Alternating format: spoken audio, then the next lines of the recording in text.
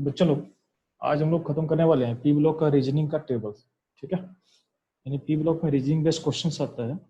और ध्यान रखना पी ब्लॉक का चैप्टर का सबसे ज़्यादा वेटेज आपको बोर्ड में, और बोर्ड में हम बात करते हैं तो पी ब्लॉक जो रहेगा उस पी ब्लॉक से 8 नंबर का क्वेश्चन रहता है। ठीक है, तो सबसे हाईएस्ट वेटेज है बोर्ड में इसी का रहता है, पी ब्लॉक का रहता है।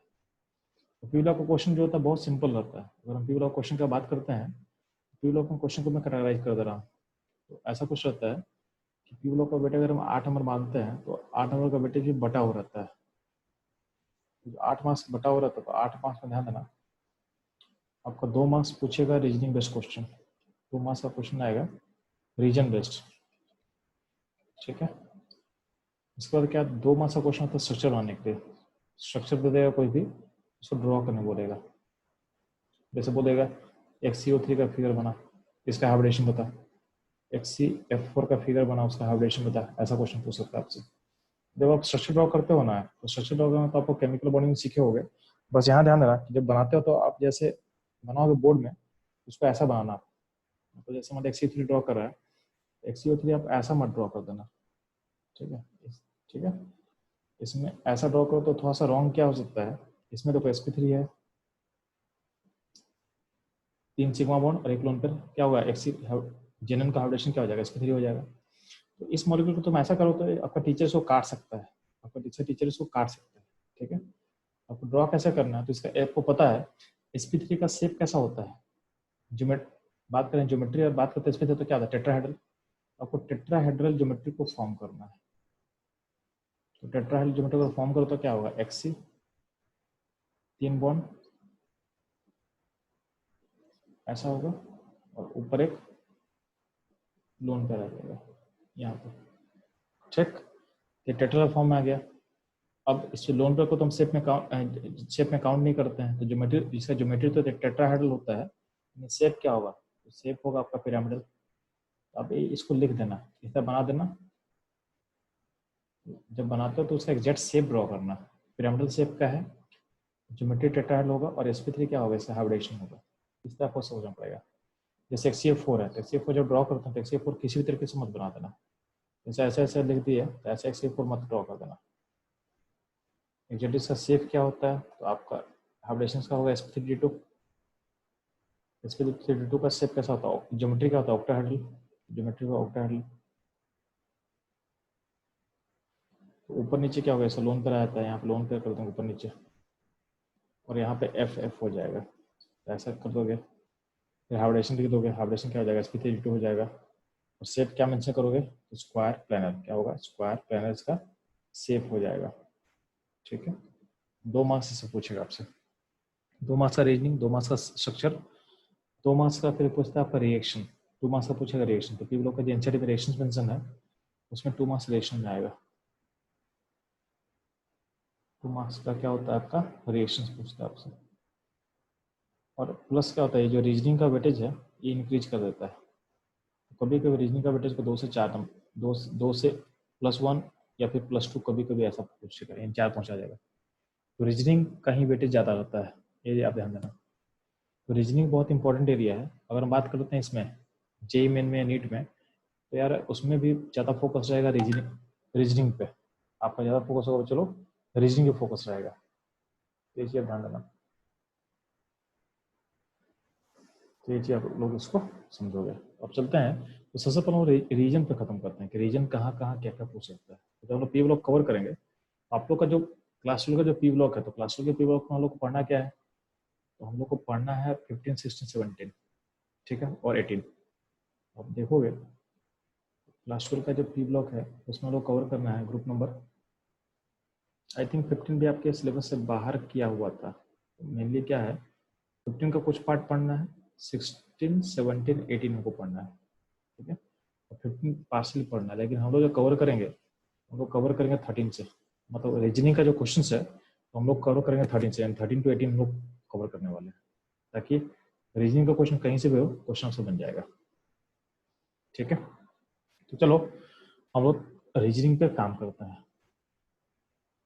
रीजनिंग जब पहला हम लोग उठाते हैं ग्रुप नंबर 13, यानी बोरन फैमिली, यानी बोरन फैमिली का बात कर रहा हूँ। Group number 13 in boron family. Check. इसमें देखोगे तो बोला है कि stability of +3 oxidation state. Check. ध्यान देना, जब +3 स्टेट का बात करते हैं ना तो आप चीज ध्यान दोगे। अब ग्रुप 13 का बात करो तो ग्रुप 13 का एलिमेंट कौन कौन सा होता है? चलो, ग्रुप 13 का एलिमेंट क्या होता है? बोरोन होगा, अल्युमिनियम होगा, गैलियम होगा, इंडियम होगा एंड थैलियम होगा। ठीक। तो होता क्या है, इनका एटॉमिक नंबर क्या क्या होता था? 5, 13, 31, 49, 81। इनका कॉन्फ़िगरेशन क्या हो सकता है? तो लिखो, कॉन्फ़िगरेशन समझ में आ जाएगा आपको। जैसे क्या होगा, हीलियम 2s2 2p1। एल्यूमिनियम क्या होगा? चलो, नियन 3s2 3p1। बात करते हैं हम लोग गैलियम का, तो क्या होगा? चलो, आर्गन। फिर क्या होगा? चलो, आर्गन के बाद 3d10 यानी 4s2 3d10 एंड 4p1। इसको आप अरेंज कर दो तो क्या होगा? अब डी को इधर ले सकते हो, ये तो फिलिंग ऑर्डर है। अरेंज करने में क्या होता है, इसको इधर आप लिख सकते हो। अरेंजमेंट करने के लिए और लिखेंगे तो आप ऐसा इसको ले सकते हो। इसको अरेंज करके मैं लिख दे रहा हूँ आपके लिए। अरेंज कर देगा तो क्या होगा? 3d10 होगा अंदर में, तो क्या होगा? 4s2 4p1। इंडिया में क्या होगा? Krypton 4d10 5s2 5p1। ठीक है। फिर देखोगे यहाँ पे क्या होगा? थैलियम का क्या होगा? थैलियम का होता है आपके पास Zn 4f14 5d10 6s2 6p1। तो होता क्या है ना, जनरली क्या होता है, तो थर्मिक एलिमेंट से क्या होता है कि आपका जो वैलेंस शेल का इलेक्ट्रॉन सब है ना, उसको लूज करना चाहता है, इसको लूज करना चाहता है। तो लूज करेगा, एस का 2 है, पी में 1 है, तो लूज करेगा तो क्या होगा? इसका ऑक्सीडेशन स्टेट क्या आएगा? तो +3 आना चाहिए। बोरोन +3 शो करता है, एल्यूमिनियम +3 ही शो करता है बस, गैलियम +3 शो करता है। लेकिन जैसे ध्यान देना, जैसे तो नीचे आ रहा है तो यहाँ पे देखो, यहाँ पे डी सबसेल फिलअप हो रहा है, यहाँ पे डी सबसेल फिलअप हो रहा है, यहाँ पे क्या एफ और डी दोनों फिलअप हो गया है। आप तो जानते हो कि एफ और डी का सीलिंग क्या होता है? पुअर होता है। अगर एफ और डी का सीलिंग अगर पुअर होगा तो क्या होता है, जो आउटर मोस्ट इलेक्ट्रॉन क्लाउड है, यहाँ जो इलेक्ट्रॉन क्लाउड है एस और पी का, एस और पी का, उसमें अट्रैक्शन फोर्स क्या हो जाएगा? उसमें अट्रैक्शन फोर्स इंक्रीज कर जाएगा।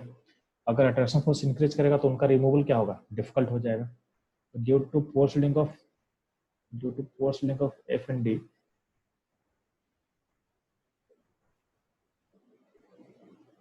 डी एंड एफ ऑर्बिटल क्या होता है, आपको फोर्स ऑफ अट्रैक्शन क्या होता है? इंक्रीज कर देता है। अगर फोर्स ऑफ इंट्रैक्शन अगर इंक्रीज करेगा, अगर फोर्स ऑफ इंट्रैक्शन अगर इंक्रीज करता है तो फिर क्या होगा? तो फोर्स ऑफ इंट्रैक्शन अगर इंक्रीज करेगा तो आपका इलेक्ट्रॉन रिमूवल क्या होगा? डिफिकल्ट होगा। इलेक्ट्रॉन रिमूवल क्या होगा? डिफिकल्ट होगा। ठीक, इलेक्ट्रॉन रिमूवल डिफिकल्ट होगा। अब बता, एस और पी में से किसमें ज़्यादा डिफिकल्ट होगा? तो आपको पता है कि एस और पी में से ज़्यादा पास कौन है? एस पास में है, तो एस से ज़्यादा डिफिकल्ट होगा, एस से ज़्यादा डिफिकल्ट होगा। तो इसमें कितना कितना इलेक्ट्रॉन है? इसमें 2 इलेक्ट्रॉन है। क्या है? एस में 2 इलेक्ट्रॉन है। तो इसमें जो 2 इलेक्ट्रॉन है तो क्या होता है, 2 इलेक्ट्रॉन जो ये निकलने का टेंडेंसी क्या होगा? घट जाता है। तो मतलब सिर्फ आउटर का पी इलेक्ट्रॉन बस निकलने के लिए कैपेबल होता है। तो होता क्या है कि अगर बात करते हैं हम लोग किसका, तो अगर बात करते हैं गैलियम का, तो गैलियम +3 के अलावा +1 भी शो करना स्टार्ट करता है। लेकिन स्टेबल क्या हो? स्टेबल +3 होता है। मतलब सिर्फ पी का निकलने का टेंडेंसी क्यों होता है? क्योंकि एस का इलेक्ट्रॉन तो अट्रैक्शन बढ़ गया तो उसको निकलने का उसका टेंडेंसी घट गया, लेकिन अभी भी +3 से स्टेबल होगा गैलियम में। बात करें इंडियम में क्या होगा? +3 +1 दोनों होगा, स्टेबल होगा +3 अभी भी। थैलियम में क्या होता है? थैलियम में चूंकि एफ भी इन्वॉल्व हो गया तो इसका अट्रैक्शन और ज्यादा बढ़ जाता है। तो उसमें क्या होता है, एस में जो 6s में उसका अट्रैक्शन और बढ़ गया, तो होता है क्या, इसमें भी +1 +3 दोनों शो करेगा, पर स्टेबल हो गया +1। क्या होगा? स्टेबल क्या हो गया? +1 हो गया। ठीक है।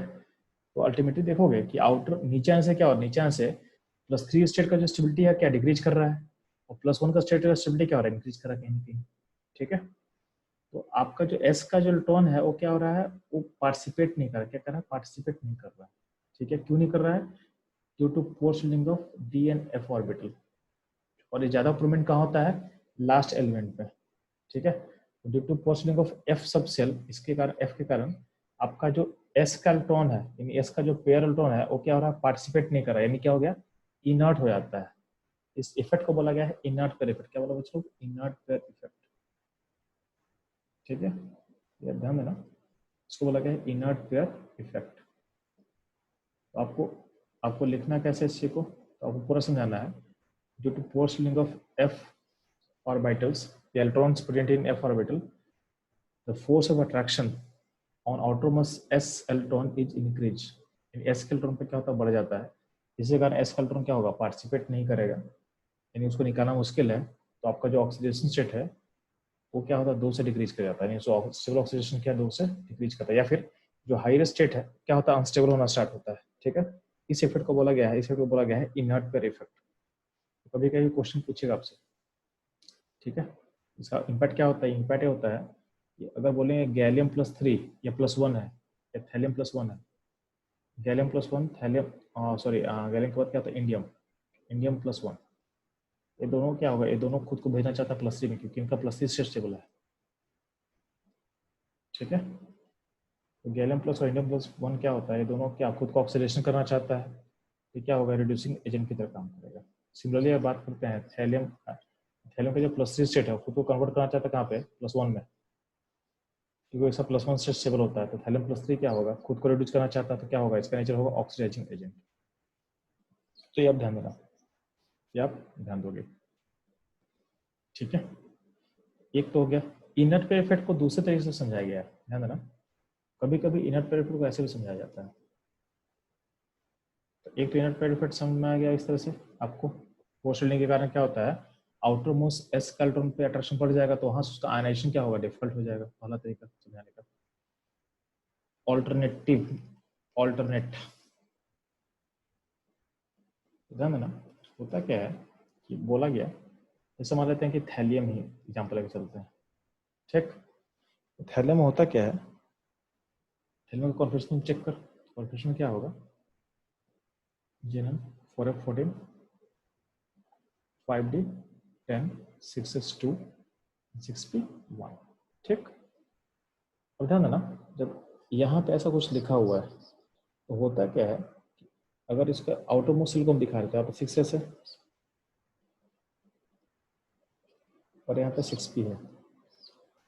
तो कुछ लोग इसको ऐसा स्पेन करता है कि 3 वैलेंसी शो करने के लिए आप अगर मान लेते हैं कि आप इसको बॉन्डिंग को थोड़ा कोवेलेंट की तरह मानो, बॉन्डिंग को थोड़ा कोवेलेंट मानो, तो बोला क्या गया, ये 3 बॉन्ड, यहाँ पे 3 बॉन्ड अगर बनेगा तो क्या होता है, ये जो एस का इलेक्ट्रॉन है जंप करेगा यहाँ पे पी में, यानी एक्साइटेशन होगा।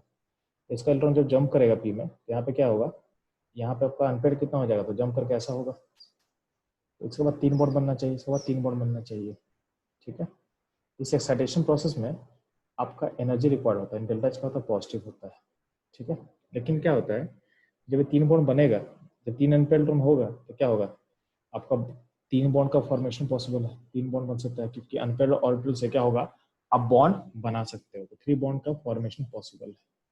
और बॉन्ड फॉर्मेशन से क्या होता है, डेल्टा एच क्या होता है, डेल्टा एच नेगेटिव होता है। तो जनरली बोला गया है कि अगर थैलियम को छोड़ दे, बाकी में क्या होता है, जितना आपको यहाँ पे एनर्जी आप देते हो ना एक्साइटेशन करने में, उससे ज्यादा एनर्जी आपको यहाँ बाहर निकल जाता है। तो इसमें क्या होता है, 3 बॉन्ड बनेगा, यानी ऑक्सीडेशन से +3 हो जाता है, क्योंकि बाद में जो एनर्जी इवॉल्व करेगा वो पहले वाले कंपनसेट कर देता है।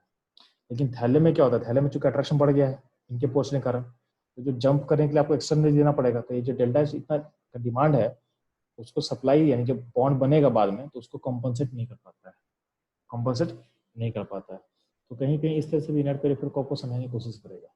ठीक है, ज्यादा लॉजिकल में से पूछो तो ज्यादा लॉजिकल ये होता है, ये वाला प्रोसेस हम लोग भी सीखे हैं इधर, ये वाला यहाँ पे क्यों, क्योंकि यार हम लोग थैले में सब क्या है, आपका एनी कंपाउंड फॉर्म करता है, पानी कंपाउंड फॉर्म करेगा, तो ये जो अट्रैक्शन फोर्स का जो लॉजिक है वो ज्यादा बेटर रहेगा। ठीक है, तो इनर पेरिफेरल जो जो वर्ड है ना, वो हम लोग बहुत जगह यूज करने वाले हैं, मतलब वो ग्रुप 14 15 16 हर जगह यूज होगा। ठीक, थर्ड में हम पढ़ रहे हैं तो यहाँ पे एक्सप्लेन करने का लॉजिक यही है, जिसको हम लोग बार बार यूज करने वाले हैं। तो अगर कभी भी आपसे पूछेगा ना, ठीक है, कि इनर पेरिफेरल का कहाँ का एप्लीकेशन होगा, तो ध्यान देना, जैसे मान लेते हैं सेम चीज को हम ग्रुप 14 में बात कर सकते हैं। ठीक है, हमारे ग्रुप 14 का एलिमेंट क्या है, ग्रुप 14 का एलिमेंट होगा क्या, carbon, silicon, germanium, SN, PB. इनका देखा तो इसका कॉमन ऑक्सीडेशन स्टेट सबका +4 होता है बेसिकली, ठीक है, +4 सब कॉमन होगा। लेकिन नीचे आने से क्या होगा, नीचे आने से इसका इसमें भी एस्कल्ट्रॉन है जो निकलने से रुकेगा। तो जेरेमेनियम के बाद से +2 ऑक्सीडेशन स्टेट भी शो करना चालू करता है लोग। और ध्यान देना, जो इसमें स्टेबल का बात करते हैं, स्टेबल क्या होगा, तो जर्मेनियम +4 स्टेबल होता है, एसएन में +4 स्टेबल होता है, और लेड में +2 स्टेबल होता है। यानी लेड का भी एस्कल्ट्रॉन है कि बाहर निकलेगा में रिलेक्टेंट रहता है। तो लॉजिक सेम है। लॉजिक क्या, फिर से लेड में भी क्या होगा, 4f आएगा। 4f आएगा तो क्या होगा, 4f का सीलिंग फिर से 4 होगा तो क्या होगा, उसका आउटरमोस्ट एस को निकलने देगा नहीं, आउटरमोस्ट एस सबसेल कैरेक्टर को निकलने देगा। तो क्वेश्चन पूछेगा कि वाई, अब इसमें अगर देखो तो क्या होगा, जर्मेनियम का +2 स्टेट और एसएन का जो +2 स्टेट है, ठीक है, ये दोनों स्टेट क्या होता है, ये दोनों स्टेट क्या होगा, खुद को कहाँ भेजना चाहेगा, G+4 में भेजना चाहेगा, और SN+4 में भेजना चाहता है। इसका मतलब दोनों स्टेट का नेचर क्या होगा, ये होगा रिड्यूसिंग एजेंट की तरह काम करेगा, रिड्यूसिंग एजेंट की तरह काम करने वाला है, ठीक।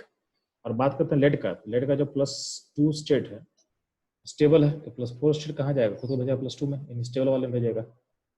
लेड +4 है, खुद को रिड्यूस करना चाहता है, तो क्या हो जाएगा, इसको बोल सकते हैं ऑक्सीडाइजिंग एजेंट। क्या बोल सकते हैं, ऑक्सीडाइजिंग एजेंट, ठीक। ये होता है आपका ऑक्सीडाइजिंग एजेंट। इतना आप लोग ध्यान दोगे, ठीक।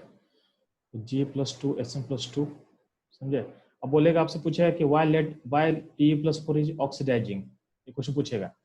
तो आप अगर इतना भी आंसर लिखते हो ना, इनर्ट पेयर इफेक्ट, तो भी आपका आंसर सही हो जाएगा। तो अगर कुछ नहीं याद है तो इनर्ट पेयर इफेक्ट वाला वर्ड को आप लिख लो, ठीक है, आपको नंबर मिल जाएगा, ठीक है।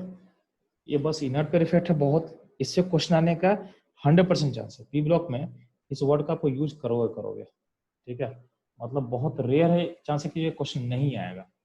तो चाहे लेड पे दे दे, चाहे आपको, अगर बात करते हैं लोग बिस्मथ पे बात करते हैं, यानी ग्रुप 15 का बात करते हैं। ग्रुप 15 ध्यान देना,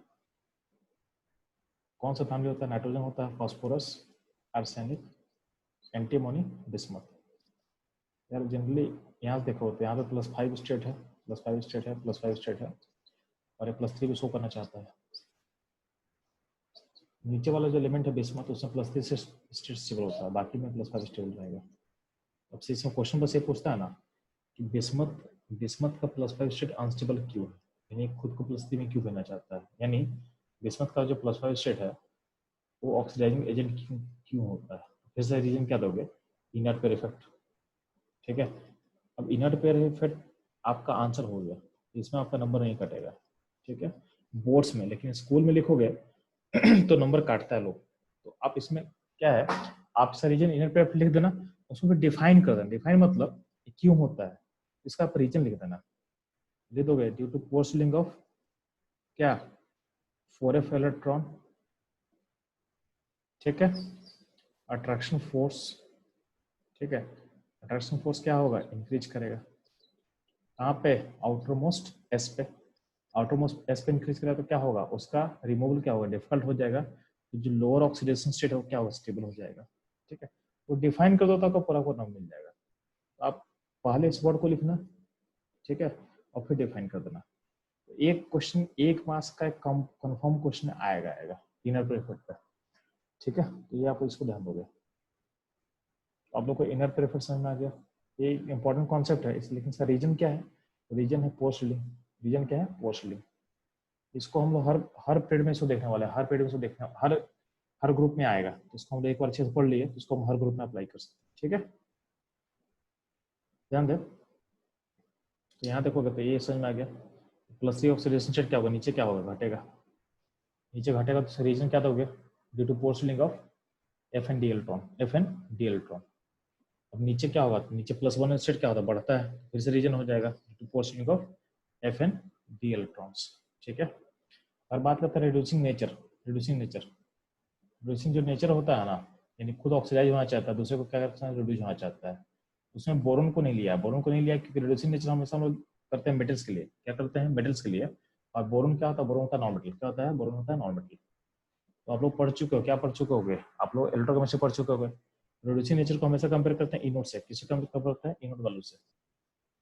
इनोड जो वैल्यूज होता है बेसिकली मेटल के लिए डिफाइन कर पाते हैं हम लोग, ठीक है। मतलब बोरोन के पास इतना है नहीं कि आप बोरोन का 3 इलेक्ट्रॉन आप निकाल पाओ, इतना पॉसिबल नहीं हो पाता है, ठीक है, क्योंकि उसका अनस्टेबल पे क्या होता है, बहुत हाई होता है, ठीक। तो रेड्यूसिंग नेचर पर बात करते हैं तो रेड्यूसिंग में ध्यान देना, आपका ऑर्डर ऐसे चलता है, अल्युमिनियम, गैलियम, इंडियम, थैलियम। तो ऐसा इसलिए होता है, इसका इसका रीजन आपको पूछा जाएगा ना, तो लिख देना due to hydration energy, due to hydration energy, ठीक है। बाकी इनोड वैल्यूज को कैसे कंपेयर करना हम लोग आगे डिस्कस करने वाले हैं, तो अभी के लिए बस दे देना ड्यू टू हाइड्रेशन एनर्जी, क्योंकि आपका जो एल्युमिनियम है, एल्युमिनियम तो सब में +3 बनेगा, लेकिन एल्युमिनियम का साइज छोटा है, तो उसका वाटर में हाइड्रेशन एनर्जी का ज़्यादा इवॉल्व करेगा।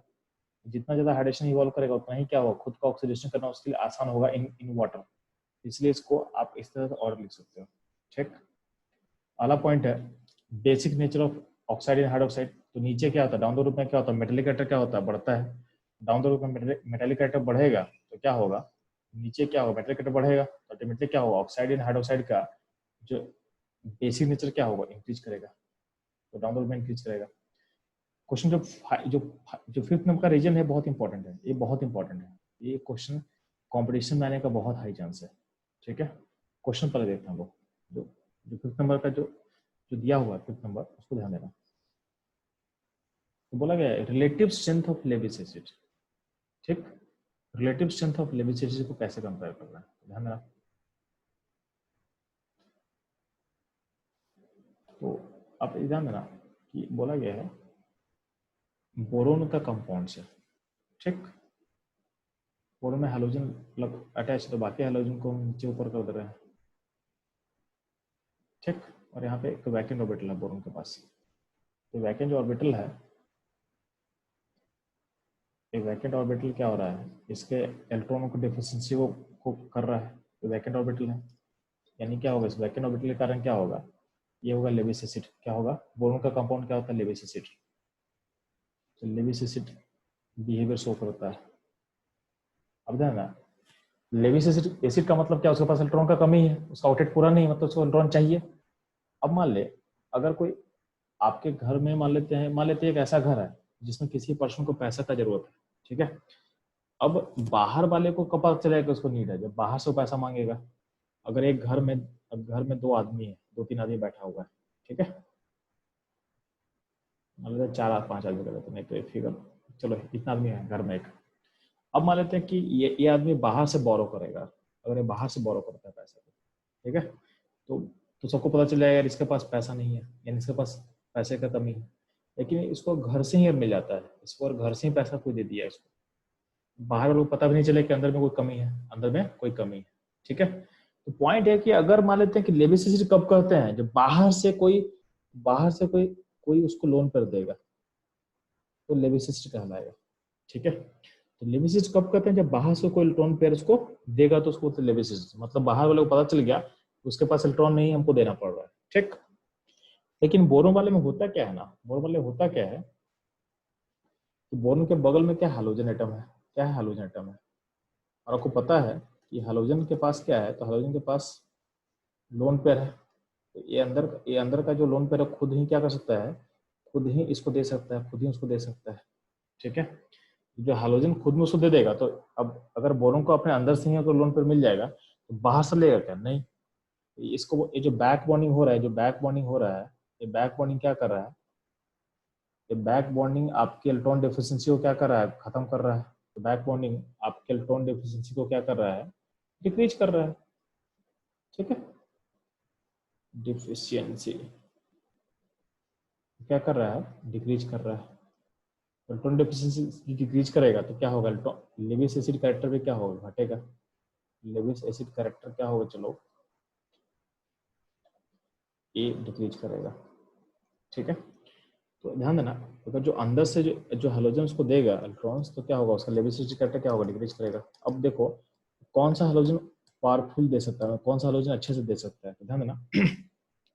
हम बात कर रहे हैं, तो अगर बात करें, देखो बोरोन है, तो बोरोन के पास में अगर फ्लोरीन रहेगा, तो बोरोन का जो वैकेंट ऑर्बिटल है 2p का है, तो फ्लोरीन का लोन पर भी होगा 2p में, ठीक है। अब बात करते हैं क्लोरीन का, तो क्लोरीन का इलेक्ट्रॉन कहाँ होगा, 3p में होगा। अब बोरोन का ऑर्बिटल कौन सा है, 2p है, 2p खाली है। तो बात करते हैं ब्रोमीन का, तो ब्रोमीन में क्या होता है, 4p में होता है, लोन पे होगा 4p में, ठीक है। बोरोन का 2p खाली है, 2p खाली है। ध्यान देना, जो डोनेशन होने के लिए, डोनेशन करने के लिए आपका ऑर्बिटल का साइज सिमिलर होना चाहिए। अगर आर्डिन होगा तो आर्डिन में 5p होगा, ठीक है, 5p 2p। अब देखोगे आप डोनेशन का देखोगे तो आपको दिखेगा कि सबसे अच्छा डोनेशन कौन कर सकता है, तो सबसे अच्छा डोनेशन किसका होगा, तो क्लोरीन का होगा। क्लोरीन का क्लोरीन का आधा डोनेशन ऊपर से पार हो जाएगा, कुछ ही पार्ट होगा जो कंट्रीब्यूशन कर पाएगा। ब्रोमीन का और ज़्यादा पार्ट ऊपर से चला जाएगा, बहुत कम पार्ट इसमें आ पाएगा। आर्गन का तो साइड डेंसिटी ऊपर से पार हो जाएगा, नीचे आएगा ही नहीं, ठीक है। तो अगर हम बात करते हैं बॉन्डिंग का ना, तो बॉन्डिंग अच्छा तभी होता है जब साइज सिमिलर होता है। तो बॉन्डिंग होने के लिए, इफेक्टिव बॉन्डिंग होने के लिए, इफेक्टिव बॉन्डिंग होने के लिए, इफेक्टिव बॉन्डिंग होने के लिए size of similar similar similar size of orbital का होना बहुत जरूरी है। ऑर्बिटल का साइज सिमिलर होगा तभी बॉन्डिंग क्या होता है, इफेक्टिव होता है, ठीक है। तो सबसे अच्छा बॉन्डिंग इफेक्टिव किसमें होगा, तो आपका फ्लोरीन में सबसे अच्छा बॉन्डिंग इफेक्टिव होने वाला है।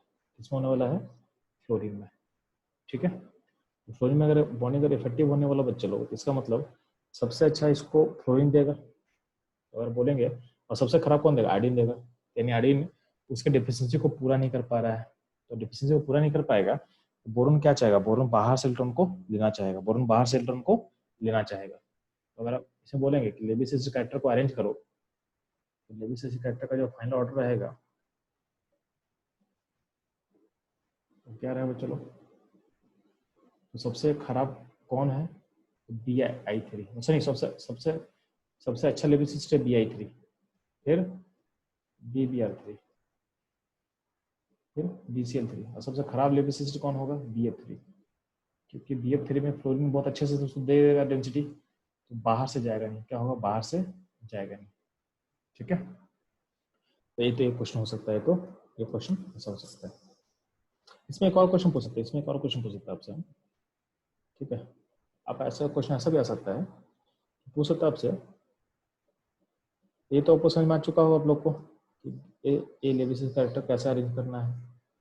लेविस सबसे अच्छा कौन सा होगा, जहाँ पे डोनेशन सबसे पुअर होगा, जहाँ से इंटरनल डोनेशन सबसे पुअर होगा, वहाँ का लेविस कैरेक्टर क्या होगा, सबसे अच्छा होने वाला है, ठीक।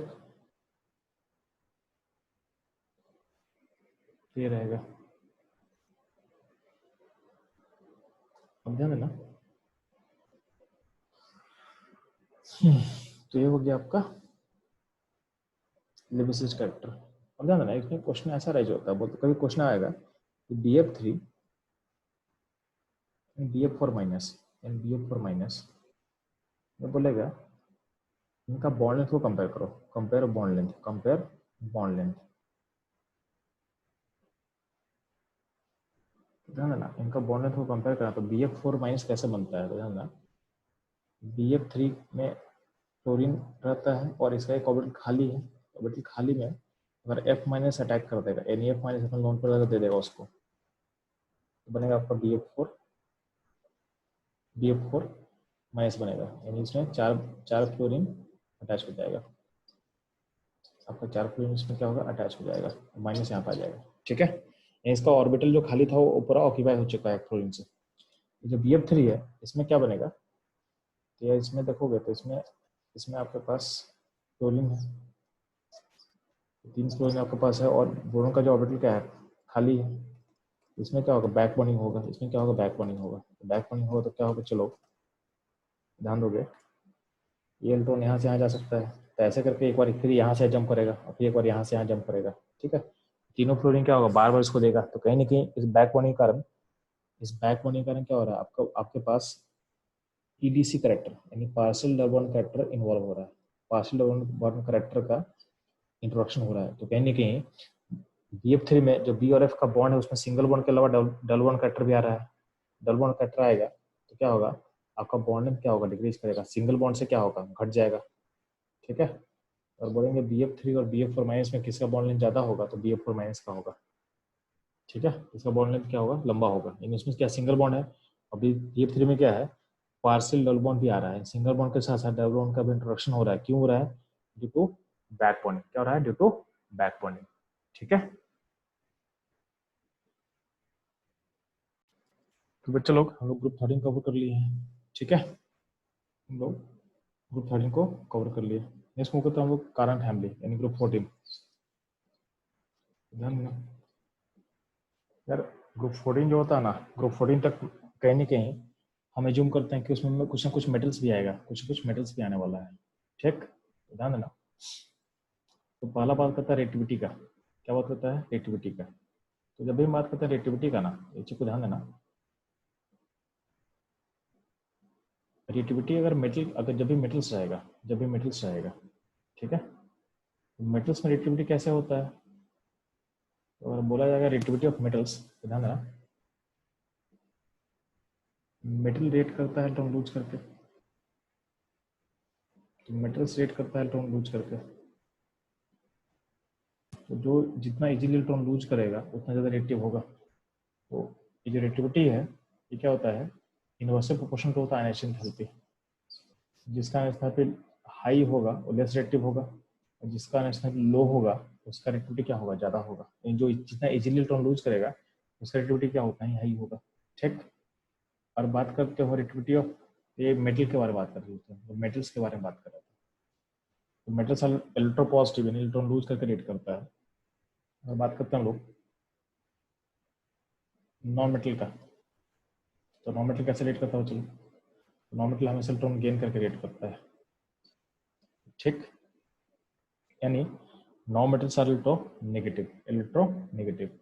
तो जो जितना इजीली इलेक्ट्रॉन गेन करेगा उतना उसका रिएक्टिविटी क्या होगा? हाई होगा। तो अगर सिंपल सा फंडा देखें, कहीं ना कहीं इलेक्ट्रॉन गेन थैल्पी यानी इलेक्ट्रोनेगेटिविटी दो ऐसा फैक्टर है जो नॉन मेटल की रिएक्टिविटी को क्या करेगा? गवर्न करेगा। तो अगर मेटल का बात करते हो तो मेटल में क्या होता है? डाउन द रूप में क्या होता है? डाउन द रूप में क्या होता है? आपका आयनाइजेशन थैल्पी क्या होता है? घटता है। इसलिए क्या होगा? रिएक्टिविटी क्या होगा? रिएक्टिविटी क्या होगा? इंक्रीज करेगा। ये हो गया मेटल के बारे में।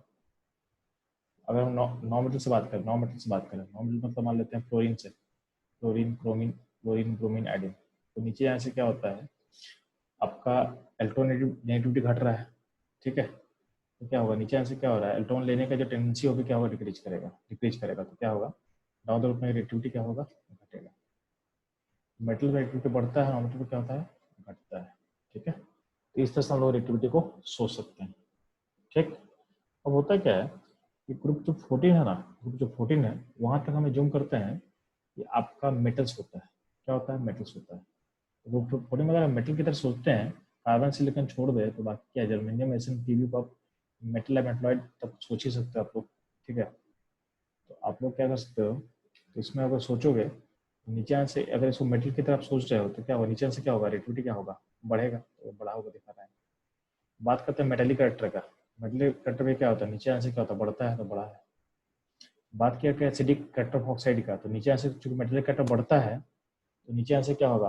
और बेसिक कैरेक्टर बढ़ेगा, और एसिडिक कैरेक्टर क्या होगा? घटेगा।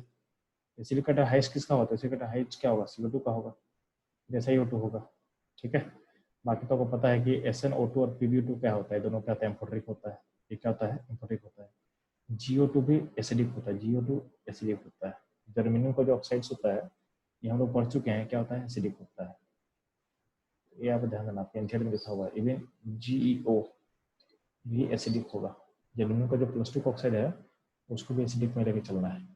और SnO, PbO, ये दोनों भी एम्फोटेरिक होता है। ये दोनों भी क्या होगा? एम्फोटेरिक होगा। ठीक है,